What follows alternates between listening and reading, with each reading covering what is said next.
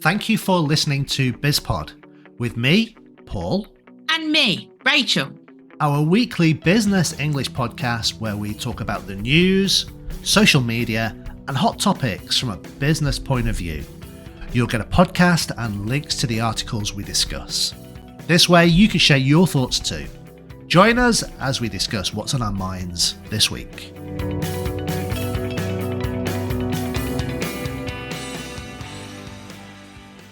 Hi, Paul. Hi, Rachel. I'm going to talk to you today about Rubik's Cube. Yeah, did you know that the Rubik's Cube is now 50 years old? No, I didn't. Older than you? No, it's not actually. Strangely enough, no. Okay. Almost older than me. All right. Or another way of saying that is I'm older than the Rubik's Cube. Yeah, but you have recently acquired not one, but two Rubik's Cubes in the last 12 months, haven't you? That's true. I've got a classic 3x3 and a 4x4. Okay, so what did you learn about this article about Rubik's Cube? Well, I already knew quite a bit about the Rubik's Cube. It was a very iconic puzzle. Yep. Or toy. Mm-hmm. How would you describe it? Is it a puzzle or is it a toy? Probably both. But I liked reading about the way it was conceived as a mathematical tool. Yeah. Yeah, to help students understand three-dimensional movement. So it wasn't actually a puzzle or a toy to start off with. It was an educational tool. Yeah. Yeah, for use in a classroom, I suppose. Yeah. But I think I read in this article that the Rubik's Cube is still one of the best-selling brain puzzles or brain tools around the world. Mm-hmm. And there was a bit in the article that spoke about people who were with learning difficulties, that it was a great toy or game for them because it helped them with confidence, because once they've mastered it, they feel it's kind of cool in the playground. It's a real playground boost, it said. Yeah. Oh, no, playground boast, not boost, boast. Well, if you can do a Rubik's Cube, I think that is a boast, something to boast about, because it's not easy. Okay. I mean, it is a mathematical puzzle. Yeah. But it's quite taxing, I think, mentally. Have you ever done it? You know I have, because I had to show you how to do it. That's my claim to fame. Well, I've never actually seen you do it. I mean, you gave me some tips on how to move pieces out the way and then move them back in the way. You gave me some tips, Rachel. You are reducing down. I remember buying you the Rubik's Cube and you absolutely didn't know where to start. You didn't know how to do one side or get the colours moved out of the way in the right alignment. I had to show you many moves. That's true. You had to show me many moves. I do remember having a Rubik's Cube when I was a kid. Okay. I never really learned how to do the Rubik's Cube. Okay. So I used to take it apart and then put it back together again. My sister used to take the stickers off hers and put the stickers back in the right place. I got the book. I was given the solution book and I memorized it. That's how I learned how to do it. Do you still remember the solution? Unfortunately, no. No. Okay. But we managed to get the solution for you, didn't we? Yeah, I learned how to do it through watching a series of videos on YouTube. And really, it's about learning, well, they call them algorithms, but it's just learning a certain set number of moves so that you can move pieces from where they are to where you want them to be. So, yeah, it requires a lot of brain work, really. But I mean, what about, let's talking about the Rubik's Cube as a business acquisition. It was bought by a company called Spin Master, a brand known for many other famous brands, recently snapping up the iconic Etch-a-Sketch. We both had an Etch-a-Sketch, didn't we? Yeah, Etch-a-Sketches were great things to have back in the 1980s. Yeah. The Etch-a-Sketch would probably be the 80s equivalent of the smartphone. Yeah, well, yeah, I suppose with your smart pen, you Yeah. Okay. But what about it as a business, though? What about buying it, acquiring it? What about the global retail sales of Rubik's Cube? Is there future growth? That's what I'm asking you. Oh, definitely, I think. But it's not just the Rubik's Cube itself. It's a brand. It's iconic, isn't it? Mm-hmm. You know, you can get Rubik's Cube t-shirts, hats. You can almost get Rubik's Cube anything. Yeah, I read in the article there was something about architecture. Architecture was based on the Rubik's Cube. And I was like, what? I don't remember. Yeah? I don't know anything about that. Oh, I don't know nothing about that. But I do remember we saw on, it would have been Netflix, maybe a couple of years ago, the documentary called Speed Cubers. Yes, it was great.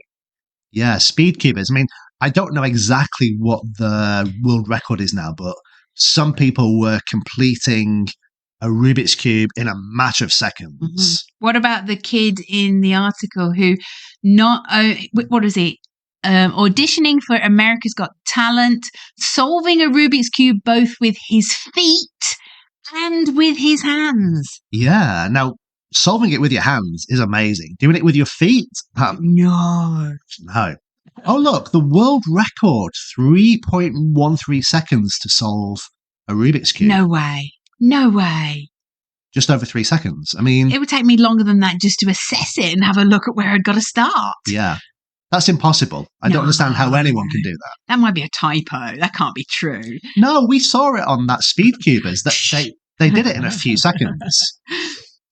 As a business, though, I don't think the guy who invented the Rubik's Cube, I don't think he invented it as a business. No. But it has become something that's very, very, very valuable. I mean, the guy, Professor Rubik's, where does he come from? Do you remember? Can't remember. It was said in the article. He was from Eastern Europe. Was it Erno Rubik? It doesn't actually say. Yeah, but he comes from Eastern Europe, I'm sure. Hungarian. Hungarian. Yeah. I mean, I can't imagine that he invented it as a means to make money, but he must have become very successful over the years. I hope so. It says here in 2022, global retail sales of the Rubik's Cube grew nearly 4% year on year and reached $75.3 million as a result of nearly 6 million units sold. Wow. I mean, I remember my first Rubik's Cube. I was on holiday in Hastings and I saw it in the window of a toy shop. And I remember it was £7.99. And in those days, it was really, really expensive. And I pestered my mum and dad all week for it. And at the end of the holiday, they bought it for me. Okay. And then about 3 weeks later, they were on the market for about £1. Because they'd got Chinese knockoffs or something. Yeah. I don't think I had an original Rubik's Cube. I had a Chinese-made, fake Rubik's Cube. But then you got the snake ones and the barrel ones and the all the other shape ones, didn't you? Yeah, absolutely, yeah. So anyway, what do you think about the business of toys? Do you think it's a good business? If they're toys that can surpass time, like the Rubik's Cube has, then yes. But then there are toys that come and go. What about Barbie? Do you think Barbie is a toy that has, stayed relevant to today? The reason I ask, there's been a recent movie about Barbie, the recent Barbie movie. Yeah. But I'm not sure that children of today would know what a Barbie doll is. I don't know. Yeah, I don't know either. But the brand is still there. I mean, the brand of Barbie is probably bigger than the Barbie doll ever was because there's movies. Yeah. Maybe one day there'll be a Rubik's Cube movie where the Rubik's Cube is the star of the movie. Who knows? I have no idea. All I know that this is something that is physical, and it says in the article it has defied the digital world, isn't it? Because it needs dexterity, critical thinking, and it's something you can carry in your pocket. You don't need electricity for it.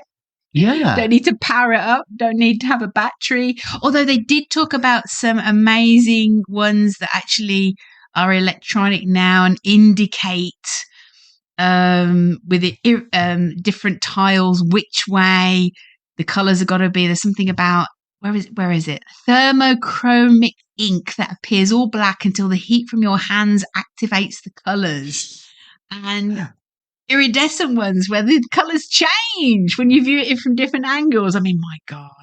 I think what they can do today with technology is just brilliant. Mm-hmm. Yeah. I mean, in our day, the Rubik's Cube was just a hunk of plastic with these paper stickers, coloured stickers. Mm-hmm. But now it's entering the world of technology. It's becoming a gadget. Yeah. Isn't it? Okay. Yeah. There was also something in the article that spoke about using the Rubik's Cube in schools to actually help teach mathematics and engage students and kids in learning mathematics. Oh, I don't know. I think that would have been a good idea when I was at school. Okay. So after 50 years, is the Rubik's Cube still worthwhile? Is it going to generate more sales, more business? What do you think of the future of the Rubik's Cube? I think the Rubik's Cube is going to be around forever. Wow. I can't see it ever being replaced. I can't imagine there's another handheld device or toy that can engage people that's not electronic. Unique, isn't it? Well, Yeah. I'll ask you again in 50 years' time, shall I? Yeah, okay, yeah. So in 50 years, I'll be, 100? Yep. Let's hope I can still do my Rubik's Cube when I'm 100. I'll test you. Yeah. Okay. Bye. Bye. Thanks for listening. We hope you liked our podcast. And please don't forget to subscribe and stay connected with us. Until next time, goodbye.